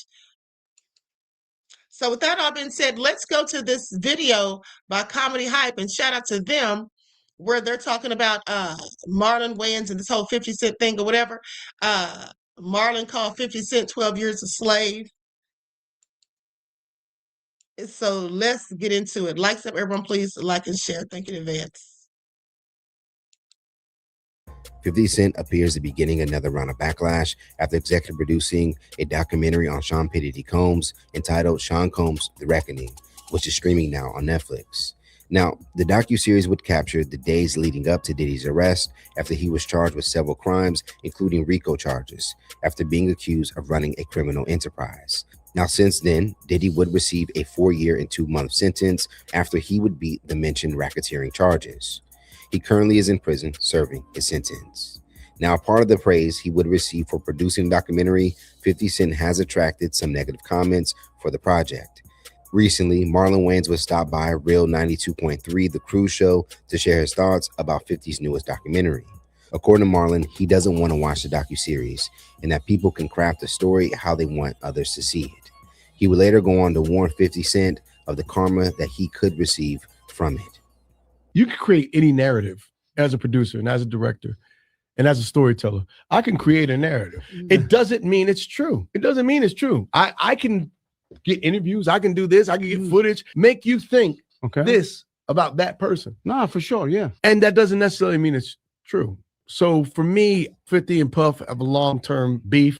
It's personal. It's between. People are saying 50's wrong for doing it, but 50's right. It's between him and Puff. And before it's between him and Puff, it's between both of them and God. Just the way Puff is down on his luck and 50's kicking a man when he's down. If 50 ever luck turn up on 50, that you got to be careful what you put out. There's a karma to every action. Now, soon after Marlon's response would go viral, 50 Cent appears to now have caught this recent warning from Marlon. And in a now deleted post would seemingly diss Wayans' drag performance in White Chicks. Over on Instagram, 50 would post a picture of Wayans in drag for the comedy with the caption, "Keep my name out your mouth, boy." The post would gain laughs in 50's comment section before deleting the post. Now it seems that Marlon Wayans, who appears to often not back down to roasting online, would catch wind of 50's jab and has now responded back. On Tuesday morning, Wayans would address 50's diss with a meme of 50's head on the poster of 12 Years a Slave, referencing a lot of the criticism that 50 has received for being a fellow black person, making it his business to air out another black man's dirt on a white-owned media outlet. For his caption, Wayans would issue another warning to the Queen's rapper. Now let's think about this, 50. The post would get laughs, but also would stir up both support and criticism for Wayans. One user would write, "Now Marlon, going after 50 for exposing Diddy is not the hill you should choose to die on. Also, it's clear Diddy doesn't pay his artists." While another would defend Marlon's comments. A lot of folks on here are very slow.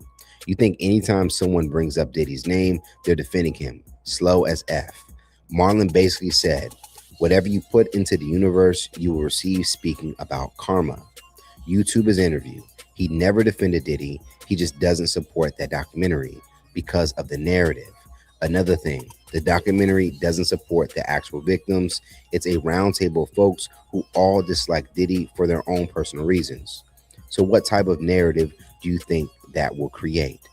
What's funny is the same folks riding with 50 now gonna be the same fair weather types that's going to turn their back on him whenever he goes through a situation. My 2 cents. Now, in that same Cruise Show interview, Wayans would share that he's known Diddy for 30 years. So him not being on the side to further push Diddy down makes sense. Back in 2009, Wayans would even confirm he's partied with Diddy, which he has gone on record to express he didn't see anything during an interview with Shannon Sharp. Back in 2009, Wayans would write, "Been doing Diddy parties for 15 years, and I must say, you never let me down, Puff. Ain't no party like a Diddy party. Good times, people." So let's talk about him more in the comments below. Do you agree with Wayans that 50 should be mindful of the karma that will come from airing out someone's wrongs? And do you think Wayans' response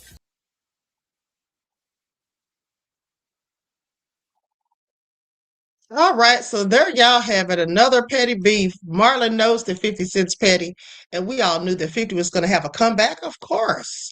Okay, but I agree with what that person said. That's the first thing I told you all. I said I felt like the documentary didn't really focus on the victims.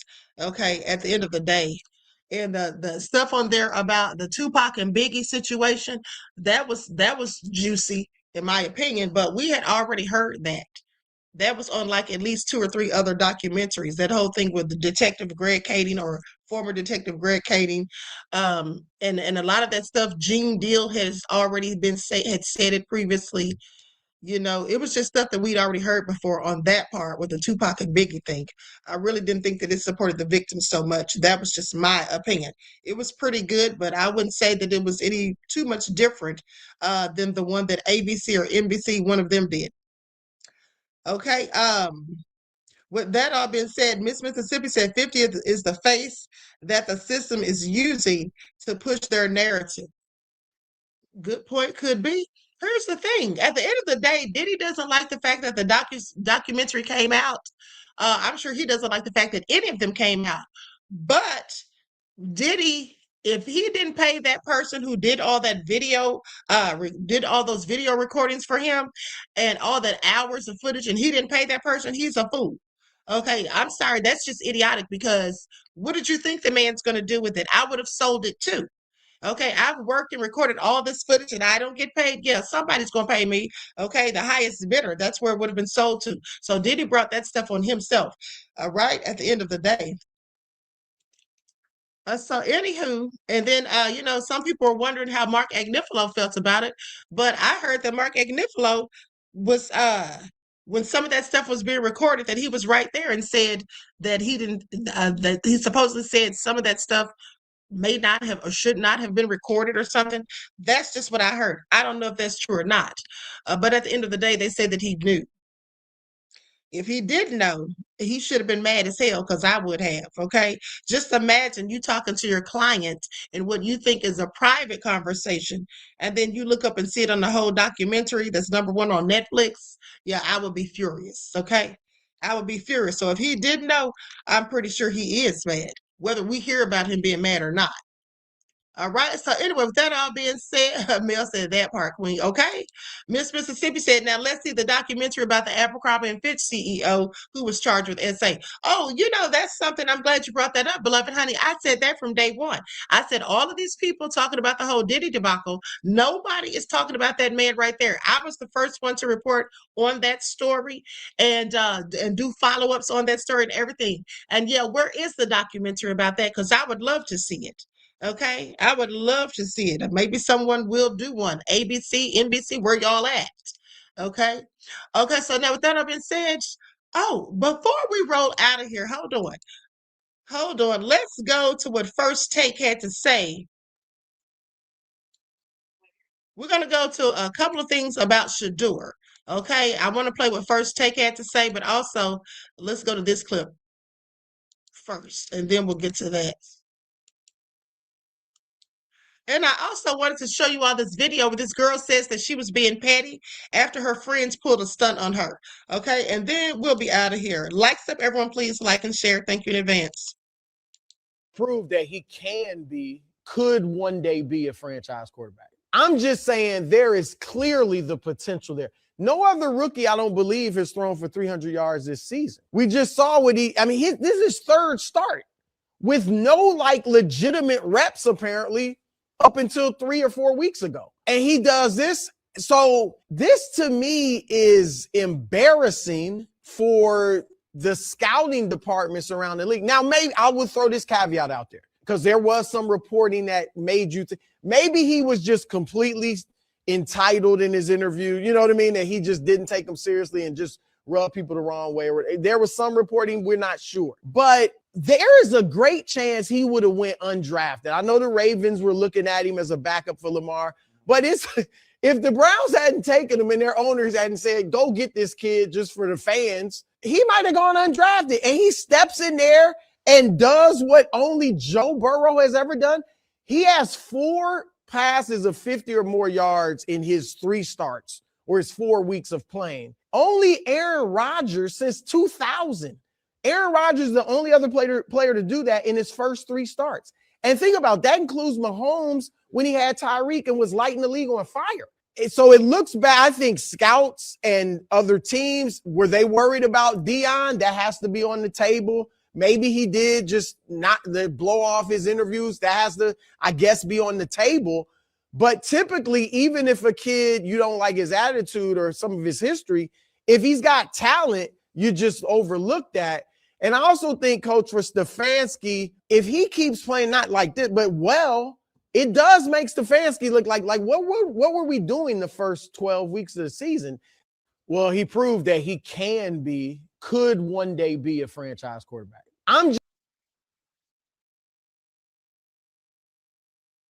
All right, now let's go to First Take.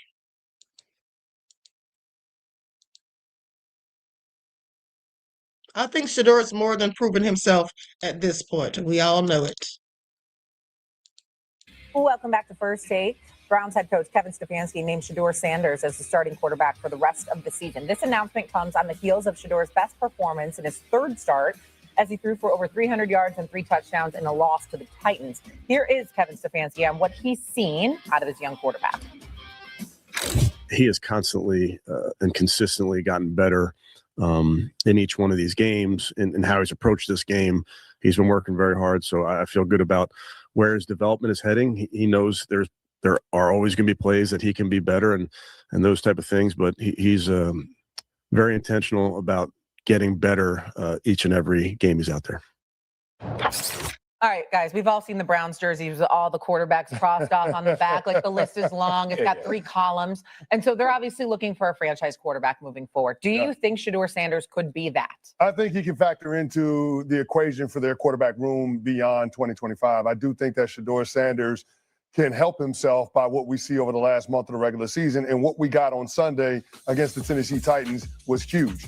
You're talking about a guy being able to mount a comeback, being down double digits in the 4th quarter. The throws that he was making, those are big boy throws. The 2 touchdown passes in the corner of the end zone, back pylon to both your tight ends. And then Jerry Jeudy on the bang 8. That's a big time pass play, 60-yard completion and explosive.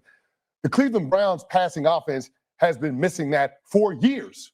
And Shador Sanders has shown that. And then, of course, you got some of the off-schedule impromptu stuff, the touchdown run that we got late in the 4th quarter. I love what I saw from Shador. Is he a finished product? No. There's plenty of room to grow.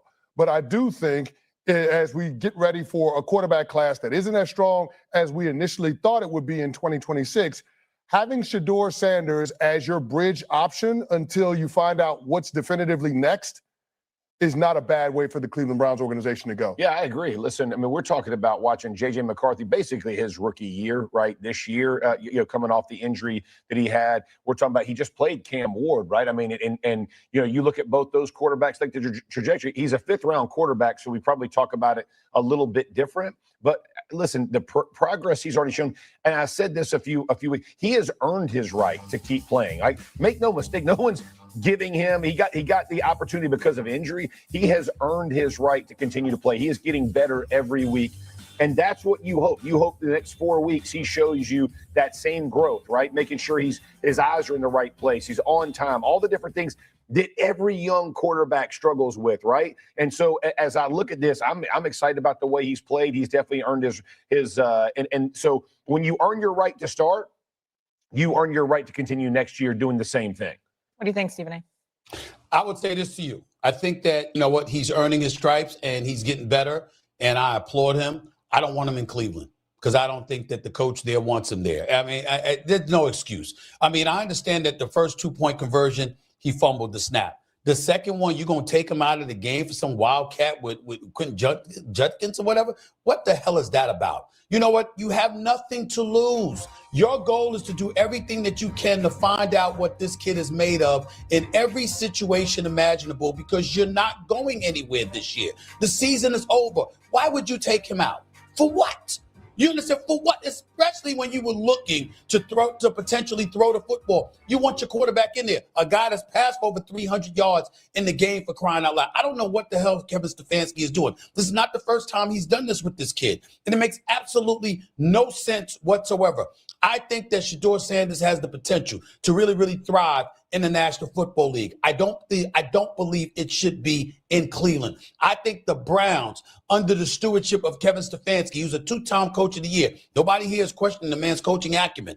I'm simply saying it's because of that coaching acumen that we rely upon that it's so inexplicable to see how he's treated Shedeur Sanders. You know, first you throw him in the game, you don't give him any reps whatsoever, nothing to prepare him for when you throw him, when he had to come into the game as a starter. And then finally you hesitate to name him a QB1. It's like pulling teeth to do that. Then you're pulling them out for 2-point conversions when you don't have anybody else to throw the damn football. It makes no sense what's going on with Kevin Stefanski. If I'm Shedeur Sanders, leave that man in there as the QB1 for the rest of the season, like they announced they finally announced. Let him showcase what he brings to the table and have no hesitation whatsoever to be up out of there, because Cleveland Browns, courtesy of the trade with Jacksonville for Travis Hunter, draft they trade. They got 2 first-round picks coming up in this draft. We all know that they're going to be looking for a quarterback. If I'm Shedeur Sanders, I want up out of there quick, fast, and in a hurry. That's not the scenario for him. Or maybe they use those 2 picks to actually help the quarterback. Kevin Stefanski of the Browns saying Shedeur will.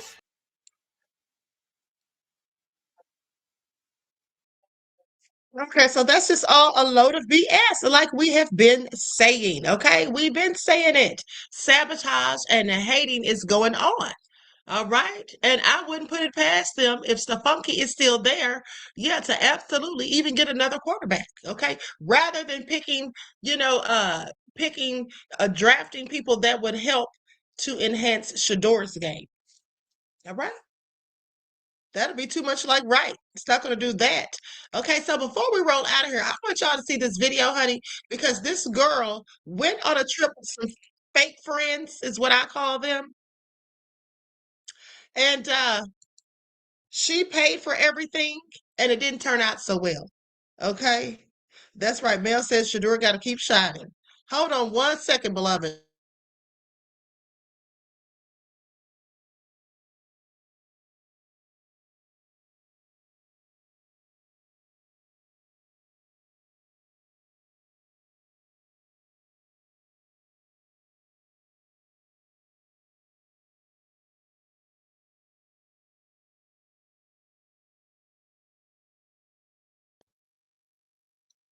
All right, sorry, beloved. Someone was at the door, as you can see.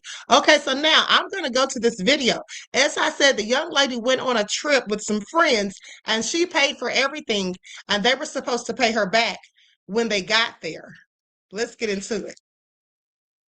Petty or not, but a few years ago, I decided to go on a girls' trip. Yeah.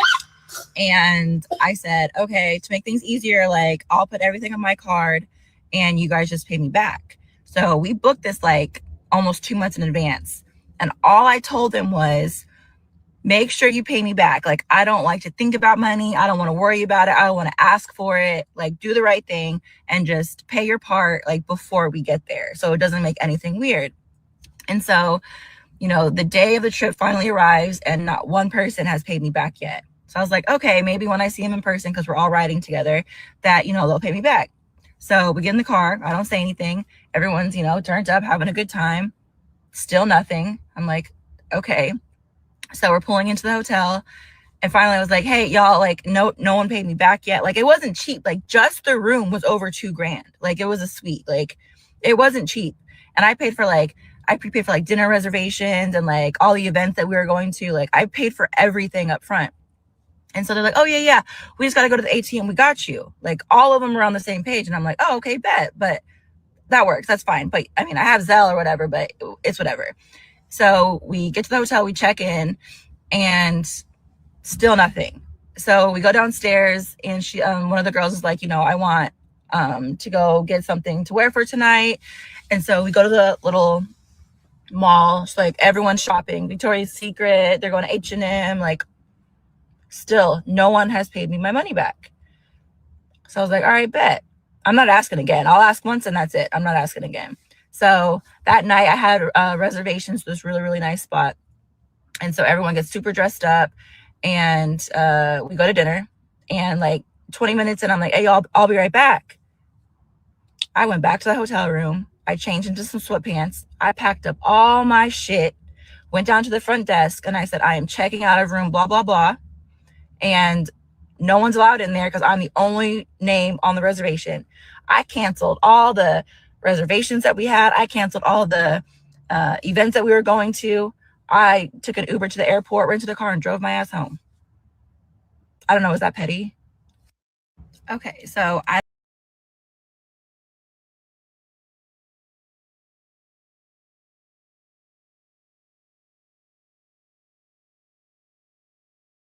yeah, gone horribly wrong video. So I'll try to make it really quick. We had a mutual friend that was there with us who was local, and he called me 2 days later and gave me all the tea, because before I was even in the Uber, those girls were blocked from everything, from all social media, phone, everything. So come to find out, they were at the restaurant ordering $60 drinks. They ordered steak, they ordered dessert, appetizers, everything. And when it came time to pay, they were like, where the hell is Charlie? Like, where is she? She's been gone for a long time. Like, they didn't even wait for me to eat, which is wild, but whatever. So they, you know, they tried to call me and it wasn't ringing. So they were like, is she okay? Did she block us? Like, what happened? So, yeah, when it came time to pay, our friend was like, so are y'all going to pay, or like, what's going on? And they were like, well, you know, we don't have it right now. Like, we have to go to the ATM. They tried to pull the ATM card on him too. And so he was like, okay, I will pay for it, and you guys just pay me back. Like, let's go to the ATM. They're like, well, let's go try to find Charlie first. So they went back to the hotel, and they went up to the front desk, and two of the girls had like super bright suitcases that stood out, and they saw them by the front desk because they were going to take them to the back. And so they were like, why are our suitcases up here? And they were like, oh yeah, the guest that was in the room, she checked out, and she said that she was the only name on the reservation. She said no one else is allowed in the room, and the room is, you know, not available anymore. It was a holiday weekend, so there was no more rooms in the whole hotel. And so one girl like had a breakdown in the middle of the hotel because she was like, what's happening right now? I don't know what's going on. So our friend said that they could stay with him at his studio apartment, where he had like a tiny little couch. And he said all night they were like calling friends, calling parents, family, trying to get people to send them money. And I was like, well, why didn't they just like leave and go home? And he said, because I had filled up the girl's gas tank who drove. They did not even have enough money to put gas in the car to get home.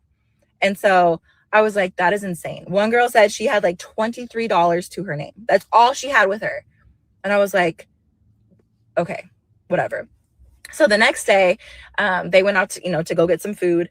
And the one girl who had $23, she starts ordering stuff, and they were like, whoa. Like, how are you paying for this?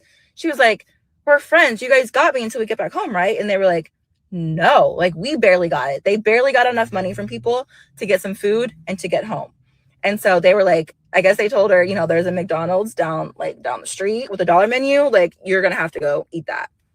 And old girl, like, really had to go get McDonald's and bring it back to the restaurant while they were eating. But I mean, I learned my lesson from this whole thing. I'm never, ever doing that again, because that just like gave me PTSD to the fullest. Okay.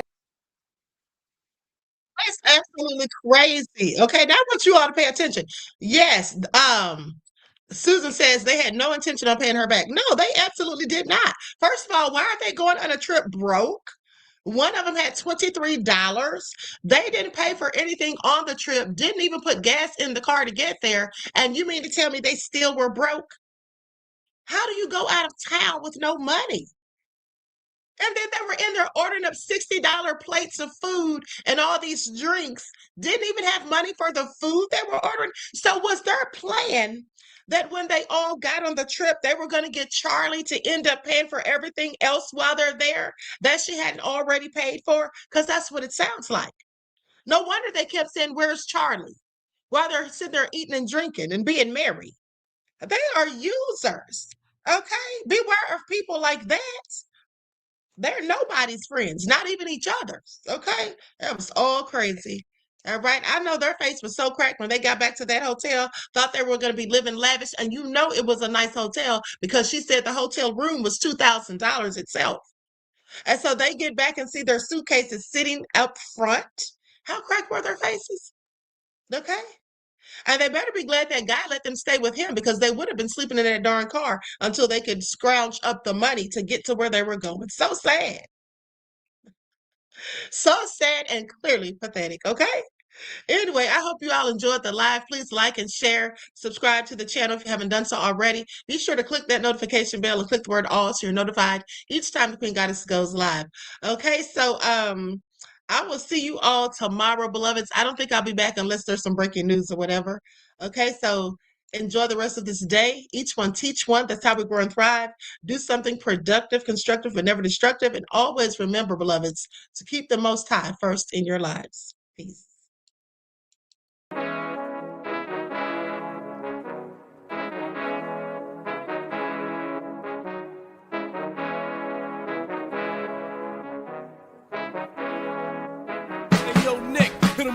Gold all in my skin, God all in my blood, kings all in my circle. You touch one of mine and you're done. They show no love for the queen.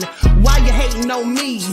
Is it cause I'm free and I got Malcolm X in my jeans? I got dreams like King Luther, shed blood like Kunsa. You ain't helping my people, I ain't got nothing to say to ya. I want all the smoke like hookah. Talking reparations, America won't be great until they give us compensation. I'm like, I'm the hottest right now. See a bunch of lames out here trying to jock on my style. They be doing too much. I'm the queen, it's too easy. It's like they all at Popeyes, how they be talking so greasy. I just sit back and laugh while these haters get madder. So nefarious how they don't want my pockets with cheddar. I tell them they can do better.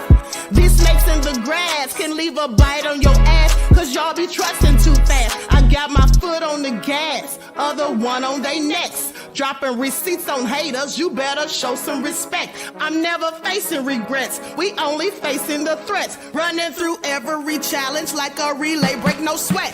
It's a cold game, so I got that blanket with me. Now that my people awaken, ain't no going to sleep. I do not play by my piece, this time I'm playing for keeps. You talking slick, but when I see you like them ends, we gon' meet. And I got gold all in my skin, God all in my blood, kings all in my circle. You touch one of mine and you done. They show no love for the queen. Why they hating on me? Is it cause I'm free and I got Malcolm X in my jeans and I got gold all in my skin, God all in my blood, kings all in my circle. You touch one of mine and you done. They show no love for the queen. Why they hating on me? Is it cause I'm free and I got Malcolm X in my jeans and I got